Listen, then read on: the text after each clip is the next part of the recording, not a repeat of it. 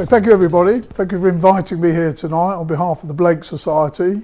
It's genuinely really lovely to see so many faces, people interested in hearing something about William Blake, who's one of the great passions of my life really. But before we jump in to talk about Blake, I'll introduce myself. My name's Andy Wilson. I am a trustee of the William Blake Society, which is an international society for promoting the work of William Blake. I also, as you can see the vague logo in the background there, I run a website called The Traveller in the Evening, which is a publication house which I started, and it takes its name from William Blake. He created an image called The Traveller Hasteth in the Evening, and I started the site when I retired last year, and the idea is that it's the evening of my life and I want to spend the last bit of it thinking about William Blake. So the website talks constantly about Blake and related issues. So other than that, I really tried hard to think about an easy way to present Blake to you in an easily consumable form, but it's actually really difficult because he's a very complicated fellow. So I'm going to sort of take you through different aspects of Blake, which are like different overviews of his work and his history, and hopefully at the end of it you'll form some kind of useful image of what Blake really represents. There's quite a lot of detail in here. You don't need to worry about any of it. There's no test at the end of it or anything like that.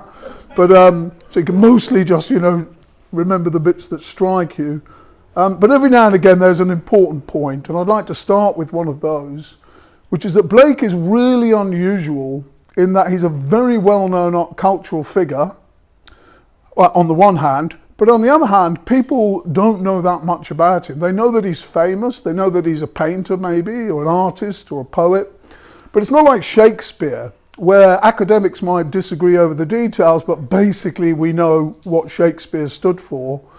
With William Blake, most people, I don't think, even people who quite like him, enthusiastic, or know something about him, often just, it's a bit like, the story of all the different people, blind people feeling an elephant. Some people are feeling the tail, some feel the ears, the trunk, the legs, and they all come away with a completely different idea of what an elephant is. Blake's a bit like that. Different people seize on different bits of him. That's one reason why he's so popular. He's very popular. They sing his hymns at the Labour Party conference. They also sing his hymns at the Tory Party conference. Anarchists love Blake. The right wing, actually, the nationalists love Blake. The official history of the EDL is written under the pseudonym of Billy Blake. So everybody loves William Blake. So I want to explore that mystery a little bit tonight and give you some idea of why he's such a complicated figure. So I've started, by the way, there with a quote which is just the nice Blake. A lot of people like the nice Blake, who's for the imagination and for human creativity. And he says there, to see a world in a grain of sand and heaven in a wild flower, to hold infinity in the palm of your hand and eternity in an hour, which is a beautiful vision of how you might see the world and kind of uplifting. And that's part of what Blake is. Before we dive in, I just want to do a little bit more scene setting for you and say that to understand Blake, it's really key to understand the environment in which he was writing and the context in which he was writing. And about that, I'll say two things. One, briefly, about the Industrial Revolution. Blake was born in 1757 and he lived through the emergence and the rise of the great Industrial Revolution which created modern England.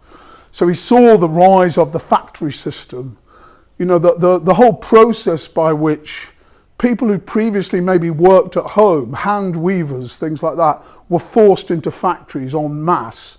The development of steam and coal power to create the huge factories which were really the engines of the rise of the British Empire, the empire in which the sun never set, apparently. That's a key part of what was going on, and a lot of Blake is really a eulogy for what was being destroyed by the Industrial Revolution, a hymn to a way of life that preceded the Industrial Revolution. So that's a key part of what he was thinking about. The second thing is the English Civil War. That was actually 100 years before Blake's time, 1640 something to 1750. But in the English Civil War, something absolutely momentous happened, which was, as you'll know, we cut the head off a king. Parliament and the people rose up against the king, and we had a civil war over the issue of who rules. Now, again, pretty much everybody must know that, but what's really important about that is that how mind-blowingly amazing that was for most people to even think about getting rid of a king. Because previously people believed, the idea, the rich man at his castle, the poor man at his gate, what did he do? I can't remember. He gave them their positions, he ordered their estate. He being God. The idea was that God had created this hierarchy, and it was absolutely untouchable hierarchy, and it had been for 1,000 years. And yet, in the middle of the 17th century, the British people rose up against the king and actually decapitated the king in order to assert the power of Parliament. The important thing about that was not the bit which is that there's a fight between the Roundheads and the Cavaliers, but the fact that that revolution opened the floodgates for masses of new ideas about how society should be run. So while you had the Roundheads and Oliver Cromwell, sort of at the centre of the sort of the Roundheads, the uprising against the king, you also had, on the extremes of that movement, people like the Levellers, who were practically, the very socialist frame of mind, who wanted democracy for everybody, not just the landholders and people like that. You had people like the Diggers, who you'll know about, Gerard Winstanley, people like that, who wanted for the people to own the land and to be able to work the land themselves as equals. And these are very, very radical ideas. And even more radical than that, you had people like the Ranters, who believed not only should there be no king, there were what's called antinomians, there should be no laws. People should govern themselves freely. It's like an anarchist utopia. And that was part of the English Civil War. And really crucially, in many ways, Blake was the last person standing who thought like the Ranters. And it's hard to understand today because that whole mentality is very difficult for us to understand historically. So the other thing I want you to know as background is today we take it for granted that you have, you have politics, parliament, political parties, and maybe, if you're that way inclined, you have religion. But they're two completely different things. We have what they call the separation of church and state. Religion has got nothing to do with the state and vice versa. That's the idea. Nobody thought like that until quite recently. And it's really important to understand that Blake was absolutely immersed in religious thought. He was a radical politically, but he was a radical politically because of his religious ideas. And in fact, in the English Civil War, the main idea that many people had was that the old way of governing, which was the way of the Old Testament, with God in charge and with punishment and things like that, that would be replaced by a new way of living in which everybody, the Ranters thought, would be possessed by the Holy Spirit and would govern themselves. And this religious idea of a new age of religion, a new Jerusalem, that's absolutely central to Blake's thought, and again, difficult to grasp because nobody thinks like that today. Well, almost nobody. So some quick facts about Blake. Born in 1757, he was very much a Londoner. He's our, he's our great London poet, our great London artist. He's born in Soho, says there, at the end of Broadwick Street. That's the house he was born in, pictured many years later. When he was born in it, his father was running a hosiery business in the ground floor and the family lived above it. Blake didn't go to school until he was 11 years old. Not many people did, unless they were very wealthy. He was educated at home by his mother, largely. And that's also very important because his mother belonged to a radical religious group, the Moravians, who had very, very strange ideas. I'd love to do a whole meeting for you about the Moravians. They were very strange people. They believed in sexual liberation, the equality of men and women. They thought that passion was much more important than ideas. The way they put it was, what unites a congregation is feeling and passion, not ideas.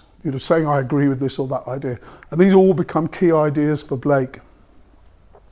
He spent most of his life in London, Soho. Later on he lived in Lambeth. He spent a couple of years at the seaside in Feltham, Sussex, moved back to London. He died a pauper up on the place called Fountain Court on the Strand. But when he was 10, he was sent to a drawing school. His parents knew what he wanted to do. He was an artist already. He was sent to a drawing school, and when he spent a couple of years there, he was sent to be an apprentice, to be apprenticed to an engraver, James Bazier, also in central London. So he spent 7 years formally apprenticed as an engraver. It's just the main facts of his life here, a bit of a framework for you. In 1782, he met and married Catherine Butcher, who's the daughter of a market trader. She was illiterate. In the wedding register where they marry, she marks it with an X. But Blake taught her to read and write and also to paint, and she became a really important part of his work. She painted many of the works. People say that's a Blake painting. It's actually a Kathleen Blake painting. In 1804, key fact, Blake was nearly hung. He was tried for sedition at a court for assaulting a soldier in Feltham, and according to the soldier, saying, God damn the king, basically welcoming Napoleon. This was considered seditionary, and he was put on trial. He could have lost his life for it. He didn't. He got away with it. But it gives you some idea of where he's coming from. Finally, he died in 1827, about 70 years old, in Fountain Court, clapping his hands with joy, apparently, waiting to go to heaven. So that's the main overview of his life. The reason we're here tonight, when he died, they buried him in Bunhill Fields. When I say buried, they actually put him in a hole with 12 other people because he had a pauper's grave. The gravestone on the left there was there for many years. I think it's still there, but it was just plonked down in Bunhill Fields to mark the fact that Blake was buried there. The gravestone on the right, the money for it was raised by the Blake Society after some researchers had located pretty much the spot, more or less, where Blake was buried, and that was placed on there. And the Blake Society meet there every August on Blake's death day. So, why is Blake important? And I want to split the answer into two areas. As an artist, he's important as an engraver and illustrator. He illustrated many books that weren't his own. He developed new techniques for engraving, or revolutionary, radical techniques. He also, as well as engraving for other people, producing the plates that they would use in their books, he engraved his own work, and he had a printing press at home which he used to create his masterworks, which we'll talk about in a minute. He was an incredible poet. To me, he's maybe the greatest poet of the English language. Not that you could dispute that, a lot of people would, but I think he is our greatest poet. Certainly up there with Shakespeare and Milton. He was a great painter and artist. You know about poets whose work is then illustrated by an artist. Think about how many people do you know who are among the greatest poets of all time and among the greatest artists who illustrate their own work. That's what Blake did. He's almost unique in that regard.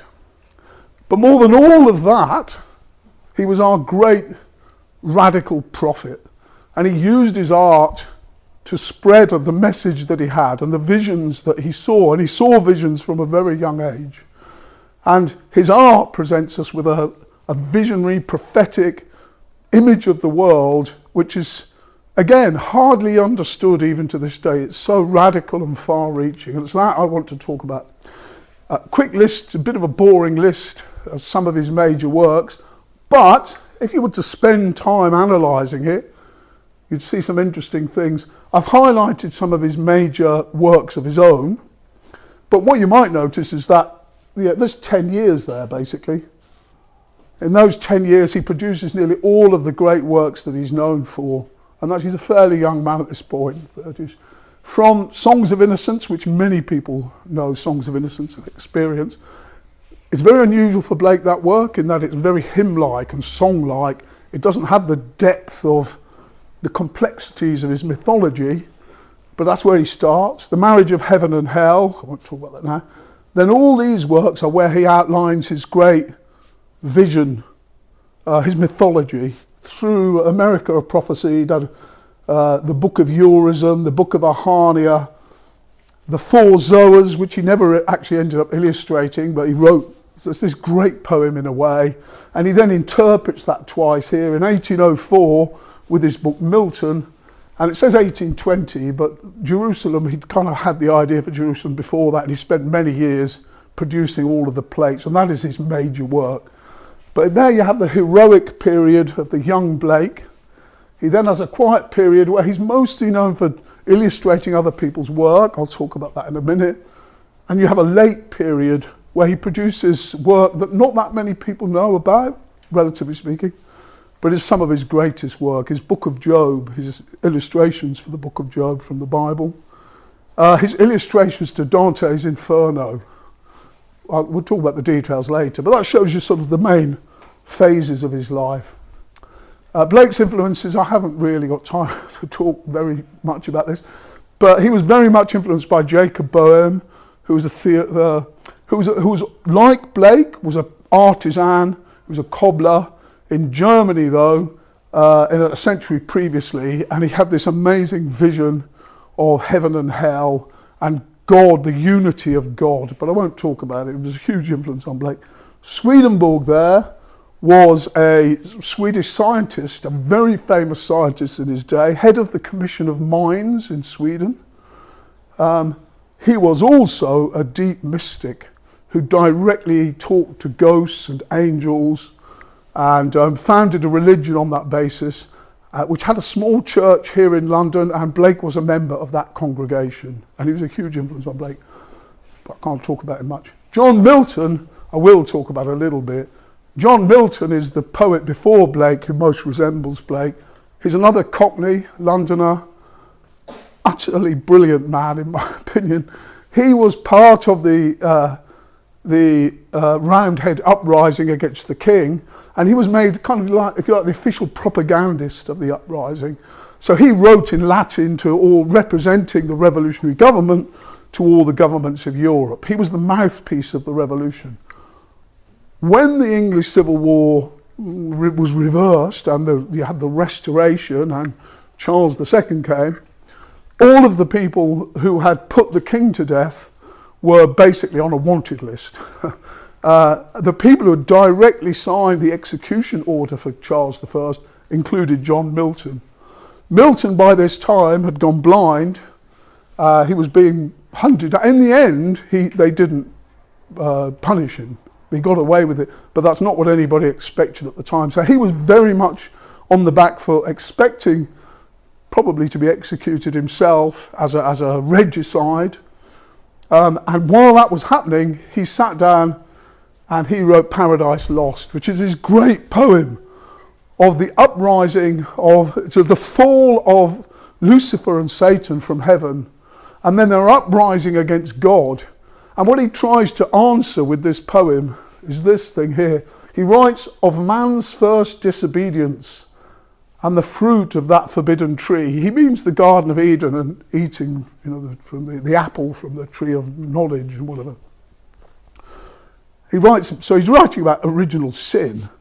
And what he attempts to do is to justify the ways of God to men, meaning what he's trying to do is explain why evil exists. Why can't we live in a democracy? Why did that fail? Why did the revolution fail? Why is there evil in the world? Why is there wickedness, suffering, and all of these things? He tries to explain that in his great poem. But what Blake observes, and which many people have observed when they read Milton, is that he says the reason Milton wrote in fetters when he wrote of angels and God, and at liberty when of devils and hell, is because he was a true poet, and of the devil's party without knowing it. In other words, despite the fact he's trying to defend God against the devil, his sympathies are kind of with the devil. You know, Satan says, I would rather rule in hell than be a slave in heaven. Basically, why is this guy bossing us around all the time? Why does this guy, God, expect us to follow him? He sounds a bit like a king, actually. He makes God sound like a king. And Blake seizes onto this, and in his great poem, along with Jerusalem, his great epic poem, Milton, Blake says, I just love this. Blake says, he not only imagines Milton coming back to earth, he imagines Milton coming back to earth to correct the mistakes he made in making the king look good. And he's going to reverse Milton. And this is how he describes Milton coming back to earth. The sea of time and space thundered aloud. The sea of time and space is here. This is the world of matter. It's what Blake calls it. The sea of time and space thundered aloud against the rock, which was enwrapped with the weeds of death, hovering over the cold bosom. In its vortex, Milton bent down to the bosom of death. Death is what you call life. It's coming into this world of matter. Blake often called that dying rather than being born.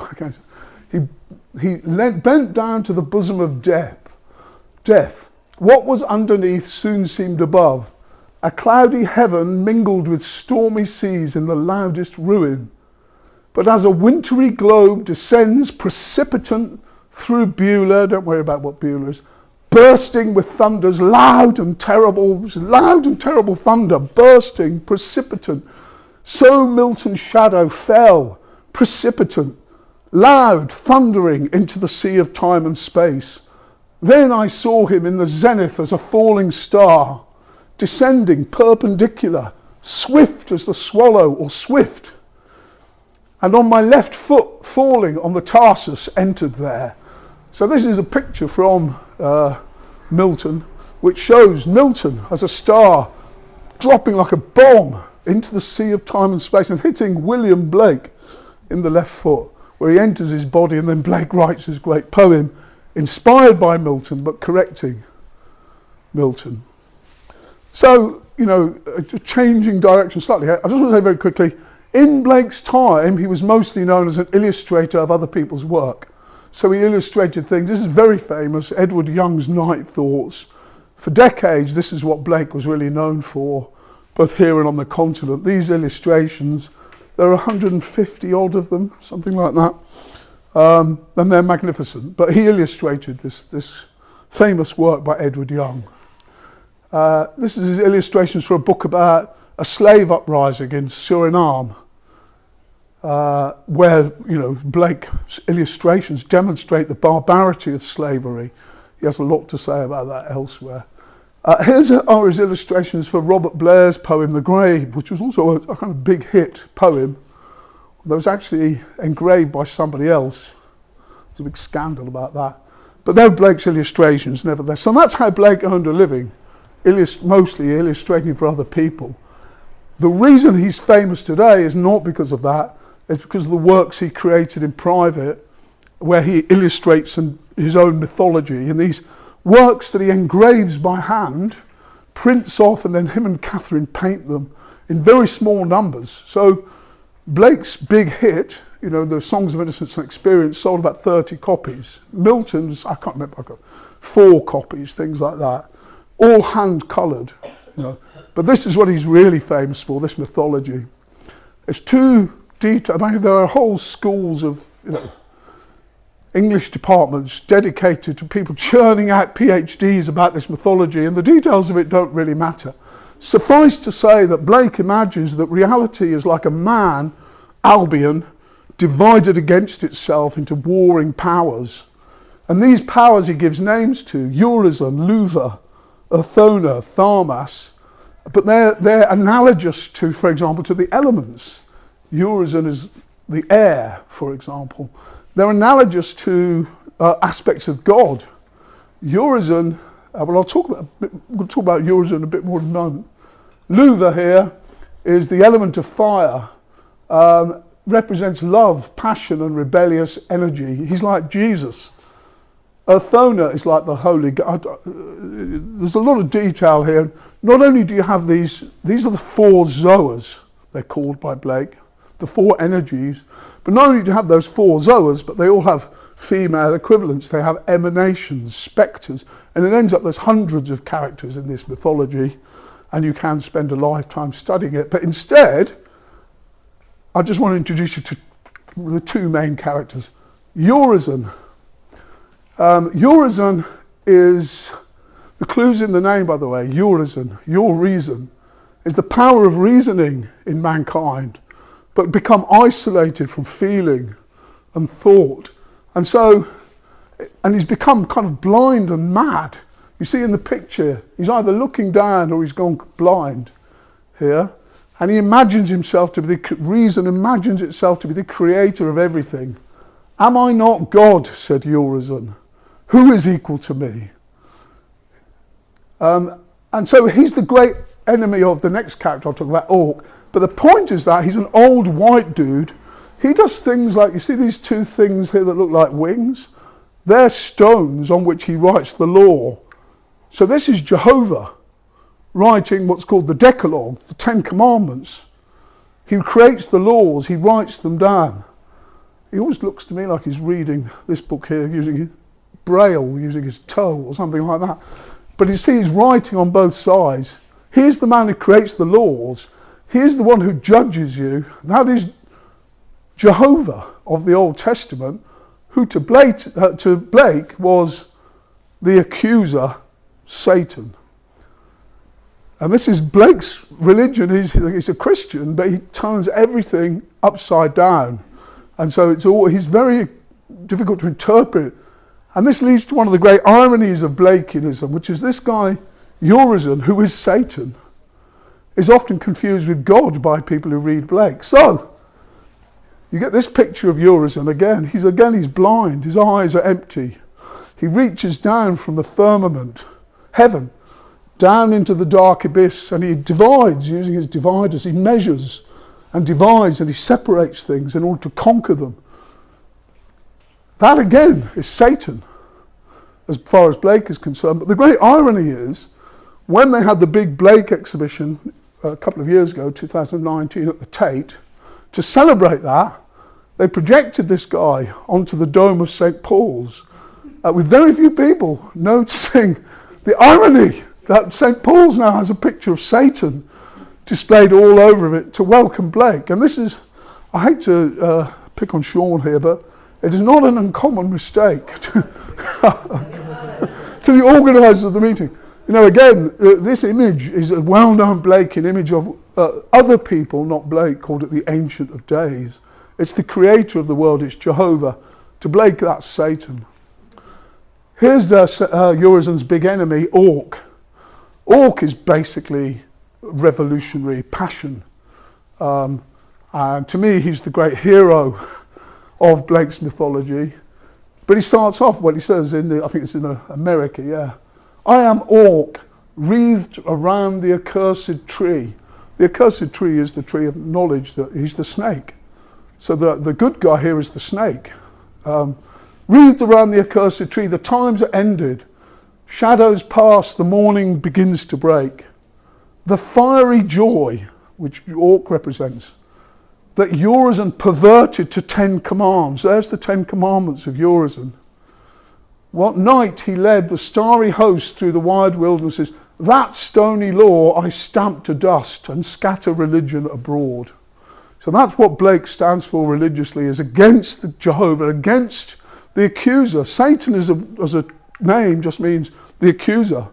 And it's the one who accuses poor people. You know, you shouldn't drink, shouldn't smoke, shouldn't do this. You know, thou shalt not commit adultery, thou shalt not. That's the accuser. And Blake stands against the accuser. So, Blake's impact. The main thing you need to know about Blake's impact, everybody loves Blake today, but you should note that he died in 1827. In his own mind, he said, in my brain are studies and chambers filled with books and pictures of old, which I wrote and painted in ages of eternity before my mortal life. So he's and whose works are the delight and study of archangels. Why should I then be anxious about riches or immortality? He was poor most of his life. Not always the same poverty, but he ended certainly in poverty. He sold very little of his work, very little. He didn't get much work as an engraver. He died in 1827. The first book about Blake was published in 1863, 35 years after his death, before anybody wrote about him. So while everybody knows him today, it's really important to understand, in his own lifetime, nobody knew who he was, really. And for 30 odd years after his death, nobody cared. They really didn't care. This biography by Alexander Gilchrist was part of a process by which slowly people became more and more interested in Blake. And then people like Yeats wrote about Blake, and all kinds of people who are mentioned as we go on. I think the big change came in the 60s, 50s and 60s with the counterculture. When all of a sudden you had people, I won't talk in any depth about this, but people like Aldous Huxley, the poet Allen Ginsberg, Bob Dylan, were hugely influenced by Blake. Aldous Huxley, two of his most famous books, as well as being a critic of if you like, authoritarian society, the society that's watching you, and all kind of, it's kind of that kind of society. He sings these great hymns, actually to drugs, to mescaline, which he took on his deathbed, by the way. He took a huge dose of psychedelic drug as he was dying. But he wrote these two books about what is the human brain, and his argument was that our brains only allow us to see a tiny little bit of reality, which is exactly what Blake said. He believed that drugs would help you see a much bigger picture of reality, which is why he's very popular with hippies in the 60s of taking LSD and whatnot, because they're agreeing with this. But his books about this are called Heaven and Hell, which is from Blake's The Marriage of Heaven and Hell. And he talks greatly about Blake in here, as well as his naming the book after it, and The Doors of Perception, which phrase comes from Blake in The Marriage of Heaven and Hell, when he says, if the doors of perception were cleansed, everything would appear to man as it is, infinite. And that's what Huxley was talking about. And this is in the 50s, but that spills over through the beatniks into the 60s. Allen Ginsberg, hugely, one of the great poets of the beat movement, hugely influenced by Blake. When he had a vision of Blake, and he actually heard Blake's voice speaking to him, reading his poem, The Sunflower. And I think it was the 60s that put Blake on the table. Not only the 60s, we'll talk about some other things, but that's when Blake became a huge thing, I think. But to talk about Blake's actual poetry, there's so much of it, I can't do it justice in any way, but to whiz through some of it, to pick out some salient points. Blake is he's an English poet, sure. He's in many ways a poet of London. And one of his most famous poems is the poem London. I won't analyse it all or anything, but he talks about, I wander through each chartered street. Chartered meant owned by businesses, who licensed out charters to do this, charters to do this kind of business, charters to make glass. It's all controlled by political powers. In every cry of every man, in every infant's cry of fear, in every voice, in every ban, the mind-forged manacles I hear. Manacles, but in your mind. This is how people remain slaves, is because their mind is occupied by these manacles. And he wants to break those manacles, obviously. I'll pass on because time's moving on. Here's a much more famous poem. It's actually the most anthologized poem in the English language, Tiger, the Tiger. Again, such a simple thing. It's a song originally, and when you read it to yourself, it has the rhythm of almost a marching song. Tiger, tiger, burning bright in the forest of. It's like marching. But what it does is it raises one of the central questions, one of the mysteries of life. The same question Milton raised: did he who made the lamb made thee? Did the God who made peace and beauty also make things as terrifying as the tiger? He doesn't answer it. He doesn't have to. He leaves you to. It's weird the way it works. He kind of hammers you the way, through the rhythm of the poem, but everything is left open in your mind at the end of it. There's his poem Jerusalem, not the great book that he did, Jerusalem, but a short song called Jerusalem, which is in the preface to his book Milton. This is his most famous thing, I think. This is, and again, I'm not going to go through it all, but it raises some of the central images of his myth and his beliefs. Did those feet in ancient time walk upon England's mountains green? And was the holy Lamb of God on England's pleasant pasture seen? This relates to a mythology that Christ visited Glastonbury with Joseph of Arimathea in the years when he goes missing from the New Testament, if you know what I mean. But he says, did the countenance divine shine forth upon our clouded hills? And was Jerusalem builded here among these dark satanic mills? I should have highlighted Jerusalem there as well. What he means by Jerusalem is what religious radicals meant, which is the new Jerusalem, the new world that God is going to bring. It's not the physical Jerusalem, it's a new reality that we're going to enter. Was Jerusalem builded here among these dark satanic mills? I think people that have heard that expression. The dark satanic mills are the actual mills, that he lived near, one in Lambeth. He lived near the Albion Mill, which was one of the first great mills of England. So it's the literal mills, but it's also the mills of the mechanical mindset and the way that it thinks, the dark satanic mills. This is my favourite thing in black. Bring me my bow of burning gold. Bring me my arrows of desire.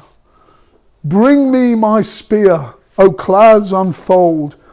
Bring me my chariot of fire. The chariot of fire is what Ezekiel saw when he saw God and he was raised to meet God. And its significance in religious thought is that that's one of the few occasions when anybody actually sees God. It's the experience of God himself. In Jewish mysticism, there's a great tradition called Merkaba mysticism, which is the mysticism of the chariot. And this represents the idea, will we actually see God? Bring me my chariot of fire. So as well as being the title of an interesting film about running, it's also meeting God. It's a central part of Blake's imagery. I will not cease from mental fight, nor shall my sword sleep in my hand, till we have built Jerusalem in England's green and pleasant land. He's not backing down.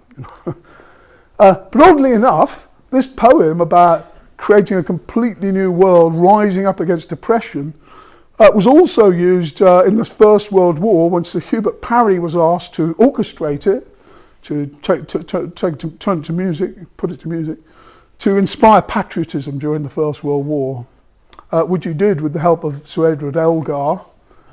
And he created the version of Jerusalem that people know. I mean, I know you know it. Even in this context, with everybody waving flags in the middle of Brexit, it's uplifting. But you wonder if people really understood what the message was. Elgar himself was horrified that it inspired patriotism in people. And he said, I wish I'd never done it. Because of the patriotism it inspires, but believe me, that's not the point of the original. I just want to contrast that with another version of Jerusalem, just to show the way that Blake appeals across the political spectrum. There's a punk rock version of Jerusalem by Mark Stewart from a group called the Pop Group. It sounds a lot different to Sir Hubert Parry and Edward Elgar. Let me just put it that way. But it's sonically, exciting in a completely different way. It doesn't have that uplifting, where everybody sings together as if they're in a cathedral. It's much more challenging. But again, it's symbolically, it's a different way of thinking about Blake. Everybody knows Blake of the Tiger, maybe Blake of London. I just want to talk very briefly about some of Blake's late work, and I have to be so brief about this, but here's some woodcuts he did to illustrate a new translation of Virgil. They look probably very traditional, maybe, if you're looking at it here. At the time, this was considered punk rock. They were rejected as being way too radical. They're rough and ready, in a way, and they're very modern to me. This is how you might illustrate, you know, an idea about nature now, but they were rejected at the time. They're very simple woodcuts. They inspired a whole group of artists called the Shoreham Ancients, these people, who wanted to imitate Blake. And in many ways, they were one of the first radical art groups that ever to exist. But they were very much inspired by Blake. There's an image by Samuel Palmer, who's one of them, and he's an absolutely brilliant artist. There's an image by Graham Sutherland, who's a much more recent artist inspired by that aspect of Blake. Because we're running out of time, I want to move on. The last things Blake ever did on his deathbed, he was illustrating Dante's Divine Comedy, and he makes these amazing, there's many, tens, maybe hundreds of images that he did for this, and they're astonishing. And I've just picked one. It's so modern. This could be from a modern comic, maybe written by Alan Moore, who recently revolutionised comics, but is also a patron of the Blake Society. In this image, Agnolo Brunelleschi, well, let me say how Blake describes it. A serpent with 6 feet springs forth on one and fastens full upon him.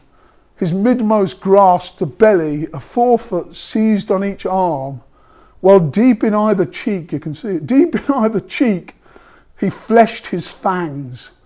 The hinder on his thighs was spread, twixt which his tail, inserted, curled upon the reins behind.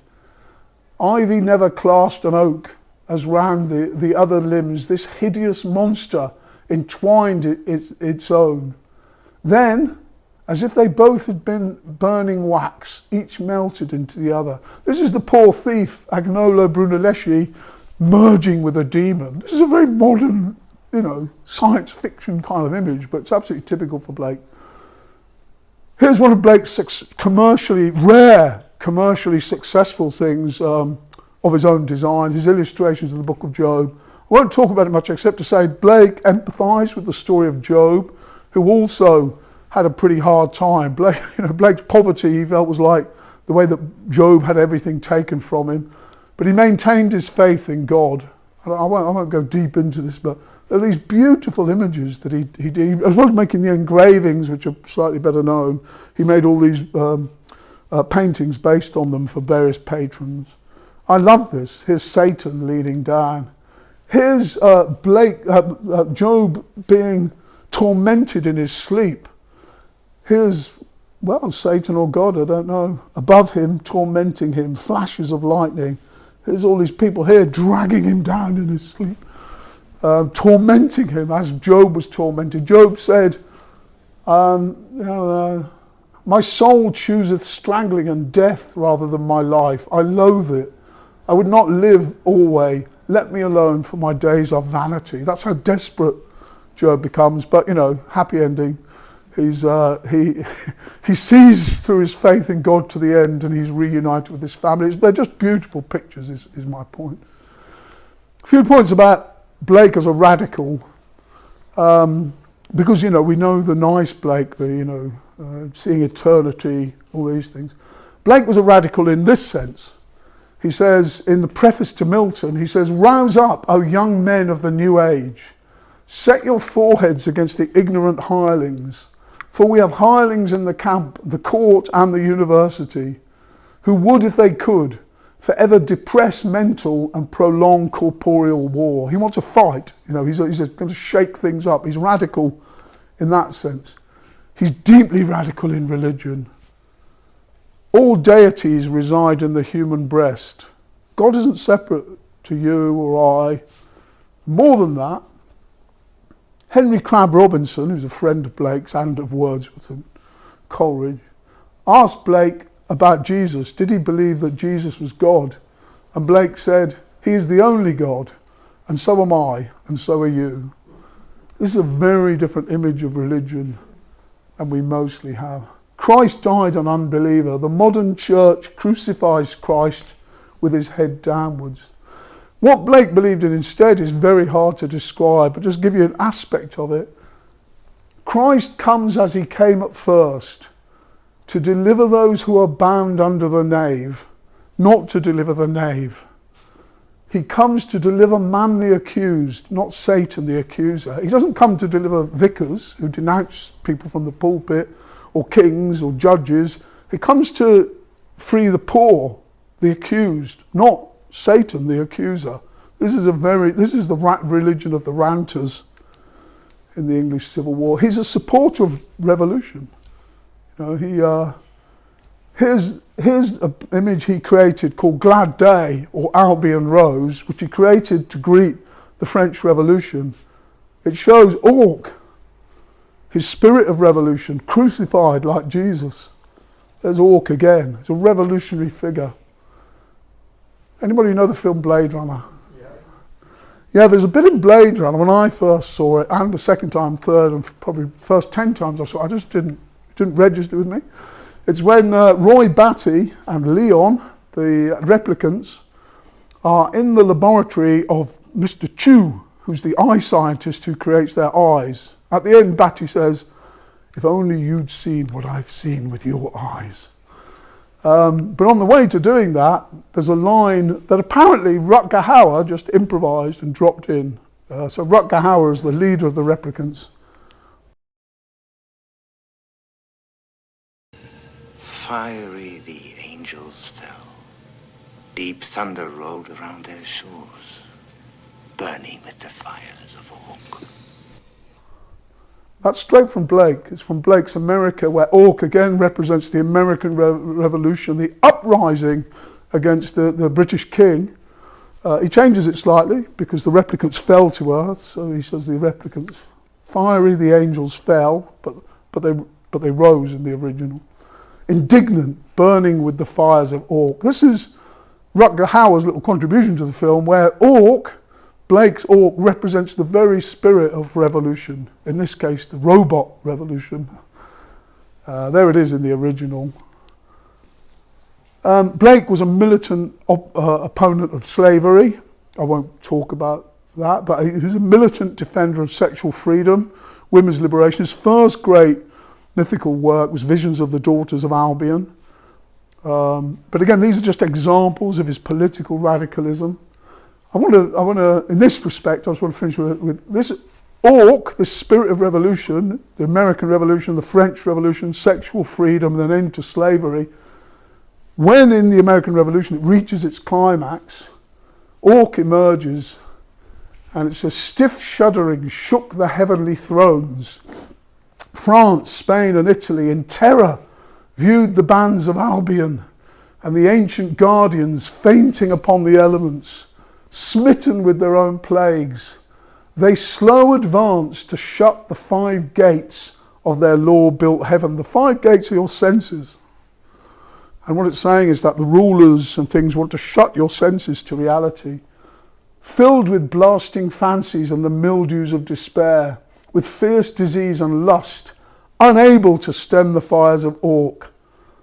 But the 5 gates were consumed, and their bolts and hinges melted, and the fierce flames burned around the heavens and around the abodes of men. This is like, you know, the climax of revolution is a complete freedom of the mind. And very finally, what does Blake mean today? He means whatever you want him to mean to you, if you know what I mean. There's so much in Blake and so much depth. You can find anything in it. But I want to suggest something here, that Blake had this idea that human consciousness can contract or expand.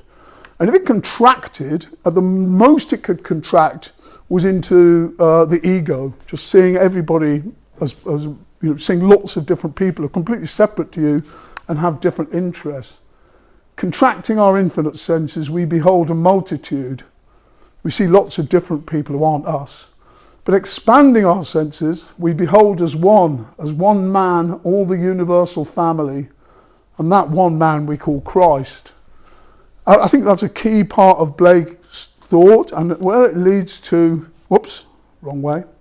What it leads to is we think about the big political problems that face us, the environment, which is the biggest problem of all that faces us. I think Blake not only extends his consciousness to see all humanity as one, he extends it to include all of nature. So he says, for example, "How do you know, but every bird that cuts the airy way is an immense world of delight, closed to your senses 5. How do you know that a bird isn't having an experience just like you of the infinite? And not only birds are quite nice, you know, parrots, phoenixes, doves, they're lovely. What about flies? Seest thou the little winged fly, smaller than a grain of sand? It has a heart like thee, a brain open to the heaven and hell, with inside wondrous and expansive. Its gates are not closed, I hope thine are not. This is a very different vision of nature and of animals, which might be an important way of thinking about nature and the environment, so that we don't carry on destroying it. So as my very final thought, I just want to finish with this quote from Philippe Soupault. Philippe Soupault was one of the first surrealists. He was a close ally of André Breton. He also wrote the first study of Blake in French, and he was a great student of Blake, as were all the surrealists. But to me, what I'm trying to say with this quote is that it's easy to look at Blake as an interesting guy who lived, you know, a few hundred years ago, from which you might learn something. I actually take this quote from Soupault and use it as the motto for my website, for the whole website, because what it tries to say is that Blake isn't an interesting antiquarian thing from the past. He actually maybe represents the future, a completely different way of seeing the world. And maybe we won't go into that future, but perhaps we should. And the way Soupault says that is that it is proper to state that Blake never had, strictly speaking, any influence, and that it is extremely probable that he never will. Not literally true. The reason is that in Blake we behold not so much a fountain, a source, as a mountain top. And to me that's how I see Blake. So thank you very much for listening to me tonight. I hope there's something interesting there for you. And if you want to ask questions, please do so. I'm a little bit deaf, so shout, and if you really want to be heard, shout to Sean and he'll tell me what you said. Thank you.